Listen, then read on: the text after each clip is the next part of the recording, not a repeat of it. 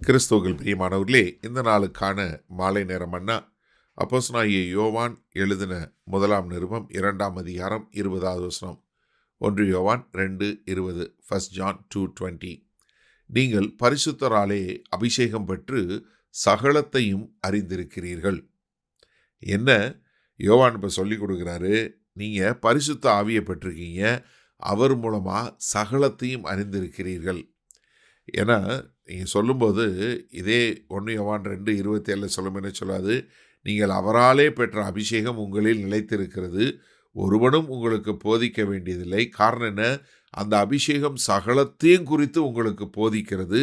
அது சத்தியமாய் இருக்கிறது, பொய்யல்ல. அது உங்களுக்கு போதித்தபடியே அவரில் நிலைத்திருப்பீர்களாக. அப்போ என்ன? பரிசுத்தரால் பெற்ற அந்த அபிஷேகம், பரிசுத்த ஆவியானவர் நமக்கு போதிக்கிறார். அவர் நமக்கு என்ன பண்ணுறாரு? சகலத்தையும் சொல்லி கொடுக்கக்கூடியவராக இருக்கிறார். அப்போ ஒரு உண்மையான கிறிஸ்தவன் என்பவன் யாரு?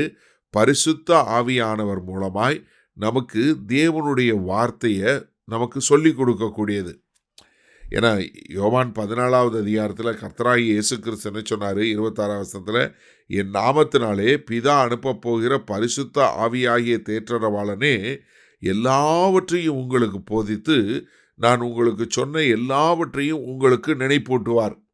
அதாவது பழைய ஏற்பாட்டில் பிதாவாகிய தேவன் தீர்க்கதரிசிகள் மூலமாய் பேசினார். மத்தேயு, மார்க்கு, லூக்கா, யோவான் இந்த சுவிசேஷ நூட்களில் கர்த்தராகிய இயேசு கிறிஸ்து மூலமாய் நம்மிடம் பேசினார். அதற்கு பின்பாக பரிசுத்த ஆவியானவர் மூலமாய் நமக்கு தேவனுடைய வார்த்தையை நமக்கு கொடுத்துருக்கிறாரு. ஏன்னா யோவான் 16வது அதிகாரத்தில் சொல்லும்போது அவர் என்ன சொல்கிறாரு? அவர் உங்களுக்கு எல்லாவற்றையும் குறித்து உணர்த்துவார். அவர் என்ன செய்வார்? எனக்குரியதை எடுத்து உங்களுக்கு சொல்லுவார். இப்போ நீங்கள் அதனுடைய முழுமையான காரியம் பார்த்தீங்கன்னா யோவான் 16:13 சத்திய ஆவியாகி அவர் வரும்போது சகல சத்தியத்துக்குள்ளும் உங்களை நடத்துவார். அவர் தம்முடைய சுயமாய் பேசாமல் தாம் கேள்விப்பட்டவர்கள் யாவையும் சொல்லி வரப்போகிற காரியங்களை உங்களுக்கு அறிவிப்பார். இப்போ பிதாவாகிய தேவன் குமாரனாகிய கிறிஸ்து என்ன சொல்கிறாங்கன்றது கேட்க விரும்பினா அதை நமக்கு யார் சொல்லி கொடுப்பா? பரிசுத்த ஆவியானவர் சொல்லி கொடுப்பாரு. ஏன்னா 14ஆம் வசனம் யோவான் 16:14 அவர் என்னுடையதில் எடுத்து உங்களுக்கு அறிவிப்பதினால் என்னை மகிமைப்படுத்துவார்.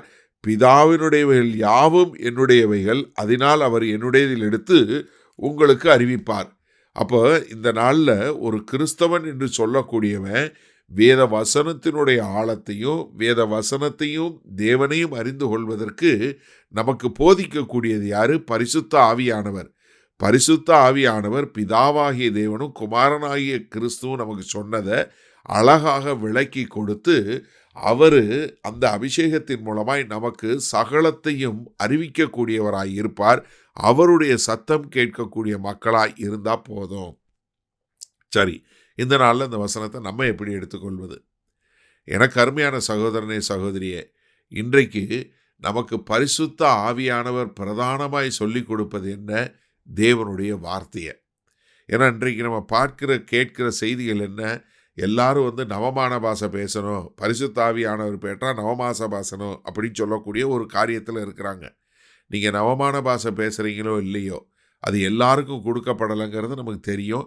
ஏன்னா சிலருக்கு நவமான பாஷையை கொடுத்துருக்கிறார், சிலருக்கு கொடுக்கல. ஆனால் என்னென்னா, இது கர்த்தருடைய பரிசுத்த ஆவியானவர் தேவனுடைய வார்த்தையை நமக்கு கற்றுக் கொடுப்பார்.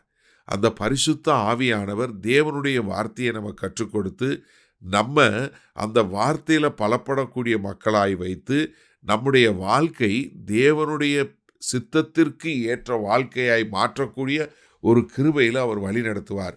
அப்போ பரிசுத்த ஆவியானவர் நம்மளை பாட்டு பாட வைக்கிறாரோ குதிக்க வைக்கிறாரு அப்படிங்கிறத காட்டிலும் அவர் தேவனுடைய சத்தியத்திற்குள் நம்மை வழி நடத்துவார். அதுதான் வேத வசனம் நமக்கு சொல்லி கொடுக்கறது. எது சத்தியம்? தேவனுடைய வசனமே சத்தியம். யோவான் 17:17 பார்க்கிறோம்.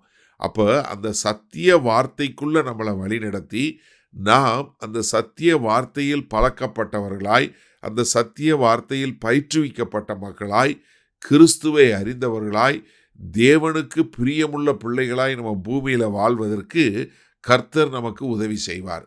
அப்போ நீங்க பரிசுத்த ஆவியை பெற்ற அந்த பரிசுத்த ஆவியினால பெற்ற அபிஷேகம் என்ன பண்ணுது?